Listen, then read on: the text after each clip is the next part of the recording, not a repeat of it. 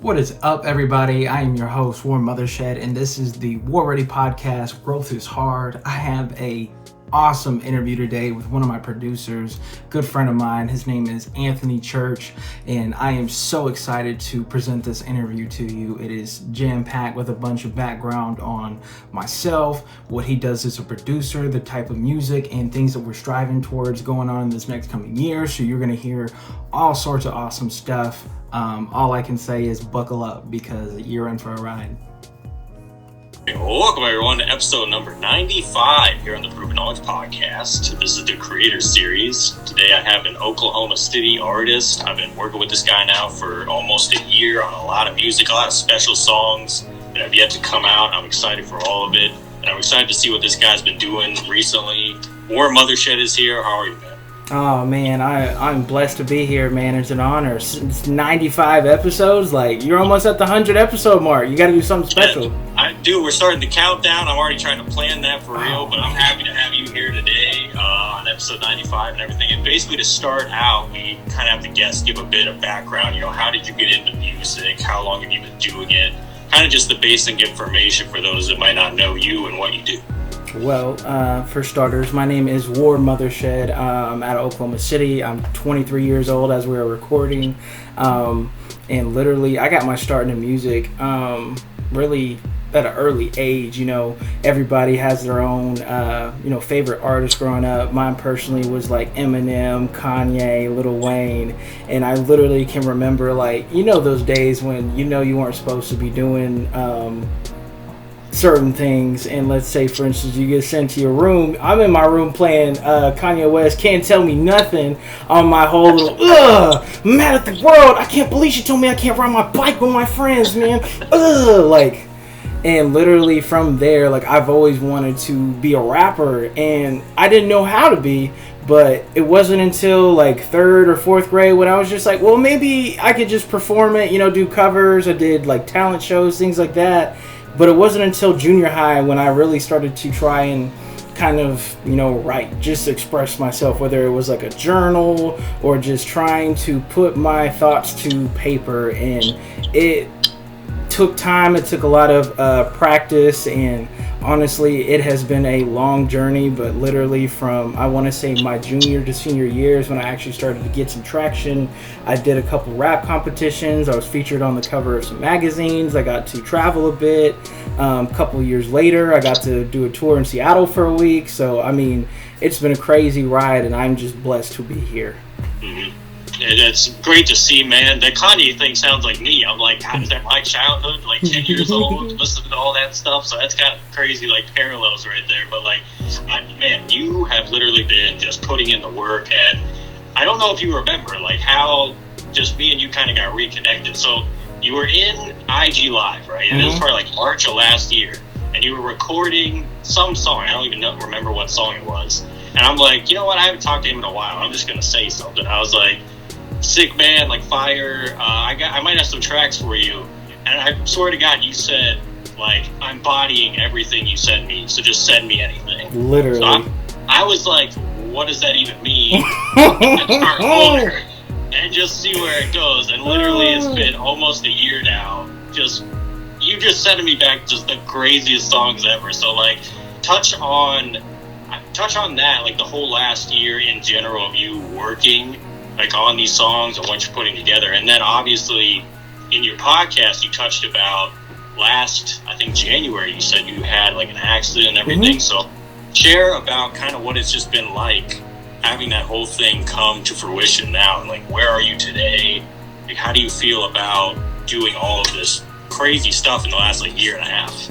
Man, well, for starters, I like to at least give little tidbits of information that I learned along my journey, so I can help any other aspiring artists to, get along their path a lot faster than I did, maybe accelerate that growth. So if I could give out a $1 million piece of advice right now, if you're getting YouTube beats, if you're doing leases, if you're doing anything like that, make sure that you own the rights to the music.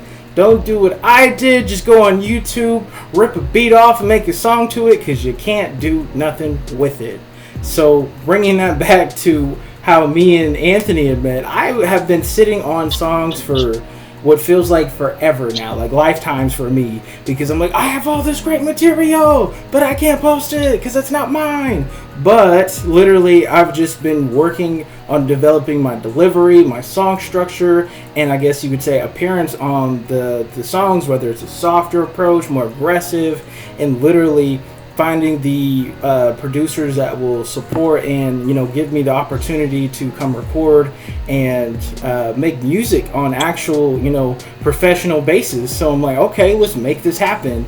And when he reached out and was like, hey man, I think I got some beats for you, I'm at this point where I'm like, dude, I got a catalog that you can flip through your iPhone and just scroll. Like, I'm ready, just send it, I will make this work. And literally the man has sent me stuff where I'm like, are you sure you're local? Like, I don't know what you mean by, like, you're just, you know, in your area. Like, you haven't done any bigger songs with somebody? Because there's some phenomenal projects you've sent me. And I'm like, dude, like, what?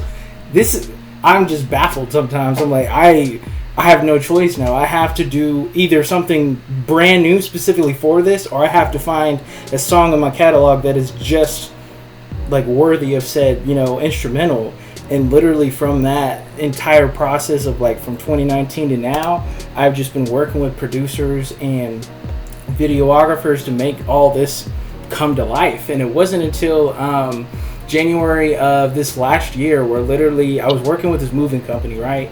And so for anybody that apparently every time I have to explain this, a gun safe is just not common knowledge to people. Like, I guess they never, you know, seen Wile E. Coyote or things like that. Maybe it's like the older generation, because like some of these younger people are like, what's a gun safe? I'm like, you never seen the big old metal box? Like, I don't know.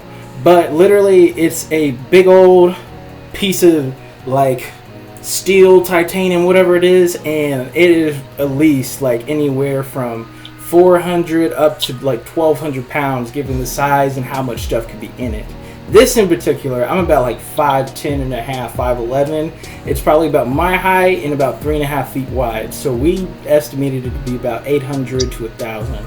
And I'm like, dude, it is just me, Tyler, who was like maybe $130 soaking wet, and a dolly. Like, we can't move this. So we called our boss and was like, hey man, it's not looking good. We're gonna have to just write this one off. He's like, no, it's fine. You can take it. Just put it on the dolly. I'll send 2 more people. You know, it'll be all right. And well, it was not all right.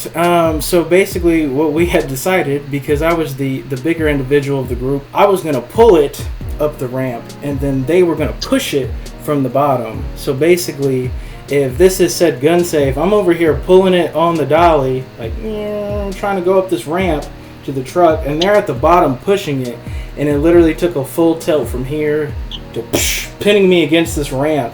And oh man, if I could illustrate my like life in a movie, man, I swear it was like I was looking up, the sun is there, it was a solar eclipse, and then it was just black. I was like, okay, I had a good run, you know, I enjoyed my life, it was fun while it lasted, but I guess that was my curtain call. But literally, they pushed the gun safe off, I'm looking around, I'm like, okay, I'm still here, but I can't feel my legs, so I start to panic. I'm like, yo, we need to call an ambulance. They end up sending the manager out to get me. It wasn't until like maybe an hour or so later. I had to literally teach myself how to walk and jump rope again, like doing like the basic things I had done previously before. And I'm like, man, like this is some of the hardest things I ever had to go through, because I'm like, I don't know if I could be a performer again. I don't know what my work life is going to be like. I don't know how I'm going to, you know, come back from this, because I mean, technically I didn't break anything, but honestly I would have rather broke something, because the way workers' comp was set up, like they're like, oh, you can't be hurt that bad, you didn't break anything. But we later found out through a lot of, you know, litigation and lawyers, and basically I have something that was already going on inside. But after the gun safe had landed on me, and being very sedentary, not moving, not being active for an entire year, this disease called early degenerative disc disease, where basically the discs in my body do not have the water that they should, and because of which, at an older, you know, time frame of like 40, 50, I should have been feeling what I'm feeling right now at 23. But because of said impact and, you know, I guess you could say physical or active lifestyle that I had to have, I accelerated that process.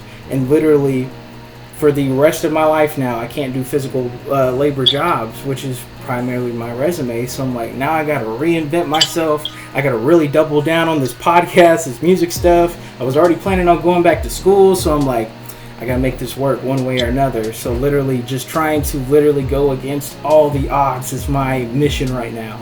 Mm-hmm.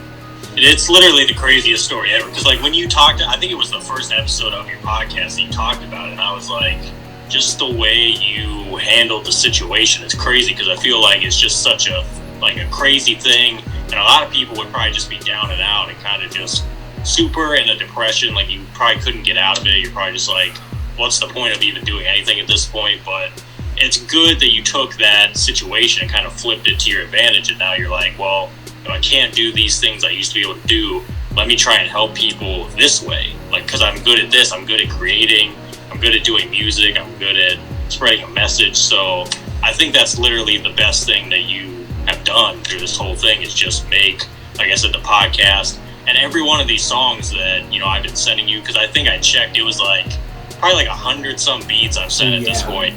And you've probably done at least 50 or more songs out of them. And every song I get back, I'm just like, every one has a message. You got emotional songs, you got some turn up songs, you just got a lot of different things. And even before I knew that story about what happened to you, I felt like everything you were sending back had a purpose.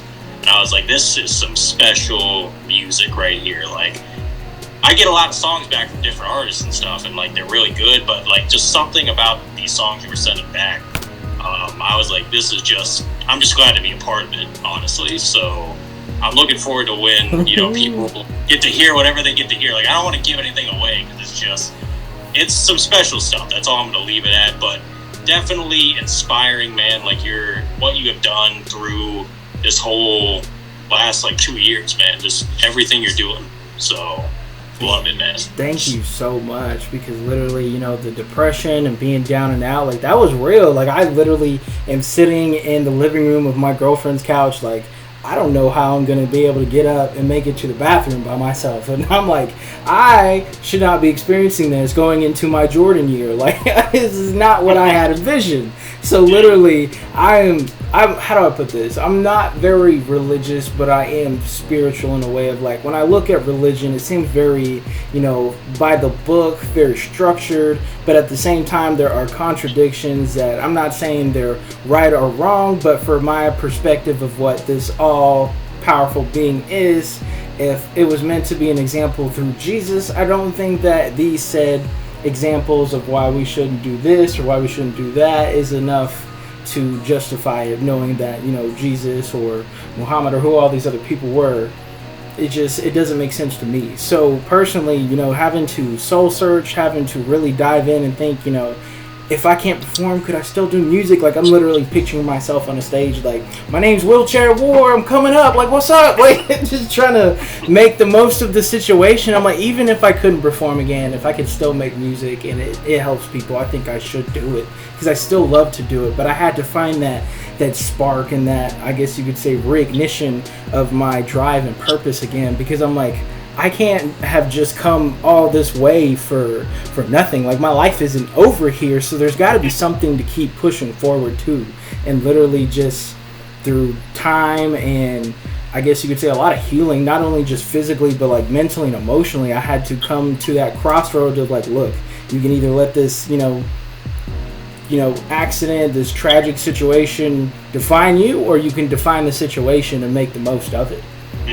And literally, from everything you've sent me to, I've just been all right, I'm going to put this here, I'm going to put this here, I'm going to put this here, because literally the sense of confidence, I feel I've grown from said accident, because I'm literally, I went from I was 190, 195 before the accident, all the way up to 256, and I'm God, I'm looking like a left guard. I could go hit up the San Francisco 49ers right now, and I could go get me a ring, but literally I'm I got weight to lose, I got to get back in shape, I got to do all these things, but I'm look, if I can carry this new developed determination, this confidence that like this is going to happen, whether it's a mountain of gun safes or not. I'm gonna push it, and literally applying it to the music and just growing as an artist from, you know, the more I've experienced and learned about myself. I've just been, like you said, I've been just honored to be a part of this, because having somebody believe in you is just an irreplaceable feeling to know like,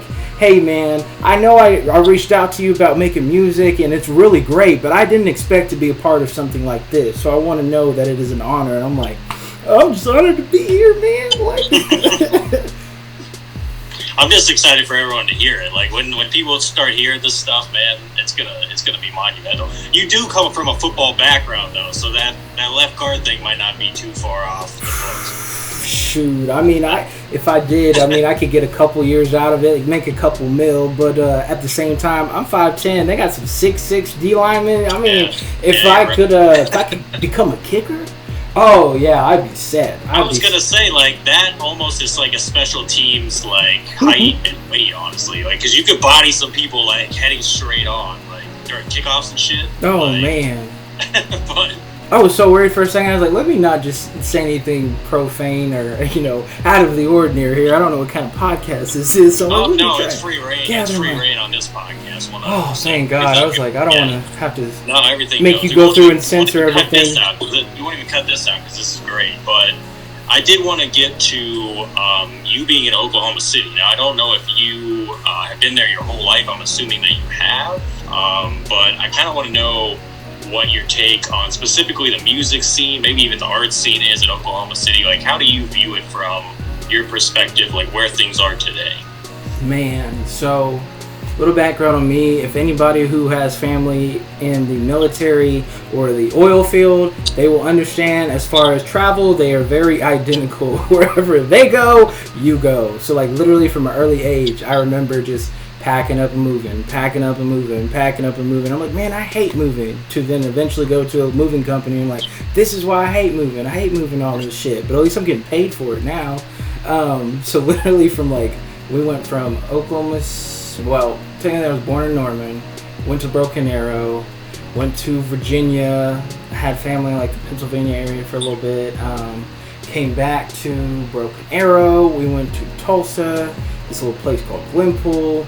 Then we moved to Guthrie, where I graduated from, was in Edmond for a bit, and now we're in Oklahoma City. And I'm like, man, I am just ready to find a place to settle down, or at least like be on a special tour thing to where I don't have to own a bunch of stuff. I'm just traveling, making money. I don't got to worry about bringing an entire house or apartment's worth of stuff with me. Like, I'm just ready to be done with all that, or at least pay other people to do it for me, because I'm sick of moving. Like, it's the worst thing for me is just a house with stairs. I used to want a house with stairs so much, and now I'm like, I can't even imagine it now. Oh no, I'm like, man, I've seen like, what is it, townhouses where you got to go all the way upstairs and that's where you start. I'm like, moving refrigerators, bed sets, all that up there again. Never.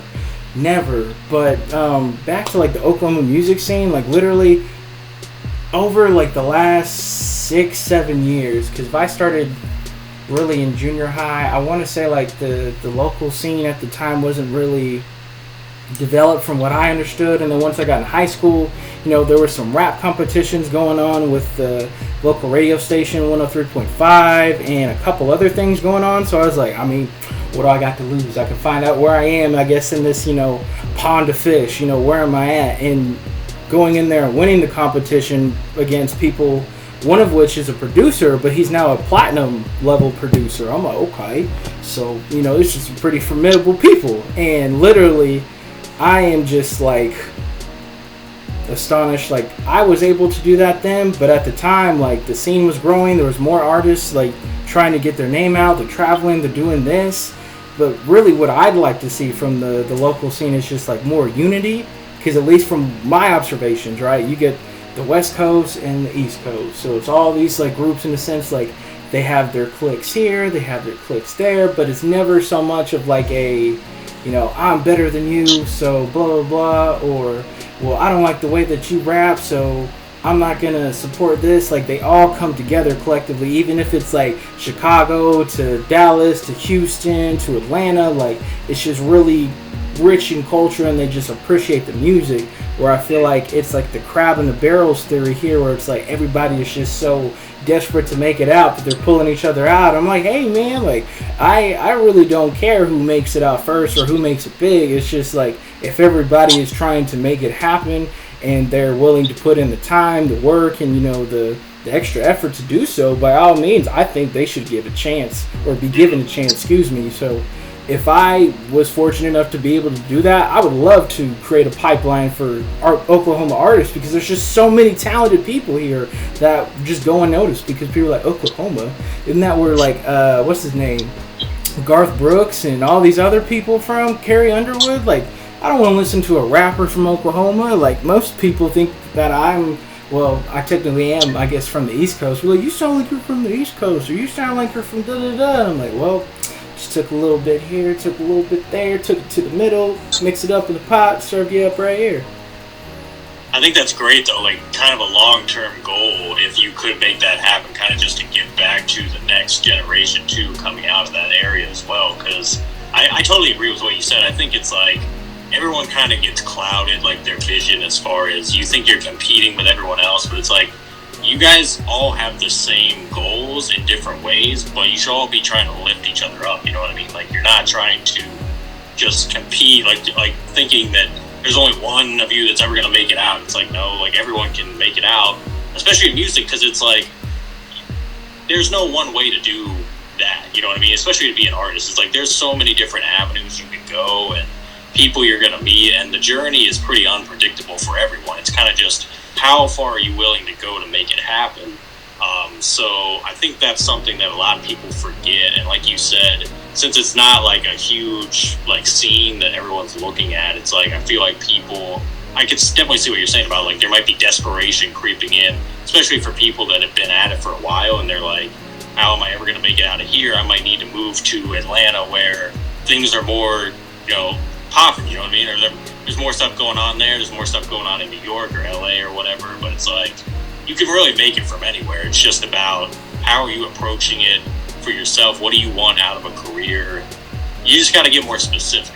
You know what I mean? So, absolutely. I think if people just really, not only they understand like the unity and the understanding of, like, somebody gets recognized here, like, they're not just going to never look back. Like, there's going to be more opportunity, and really understanding that there's more to being a music artist than just making the music.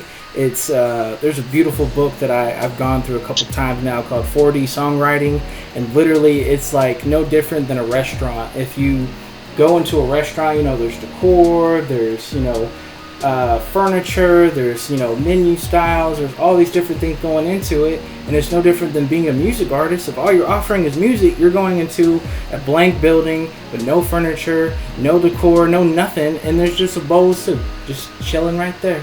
There's nothing else to offer. And I'm like, so if you don't mold yourself as like an individual, you don't let people know who you are, what you got going on, what you got plans for, like, if you don't build a relationship, how do you expect to build not only long-term relationships, but monetary relationships? How do you expect to get to a bigger platform if all they know is that you make good music?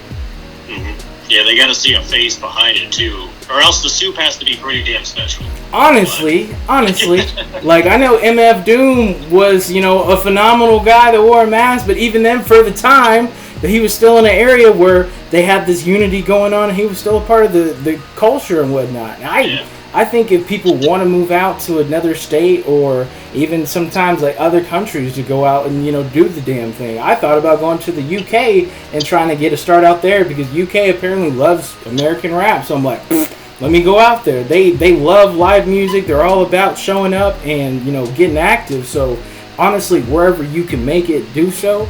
But me personally, but when I get my start, I will make sure that when I'm in the position to do so, I will bring it back to Oklahoma to eliminate that whole process of, I have to be better than everybody if I want to get recognized, because it's no different, at least the way I see it, is like somebody's just waiting on this bus to show up and they're fighting for the first ticket to be on. I'm like, there's no reason for that.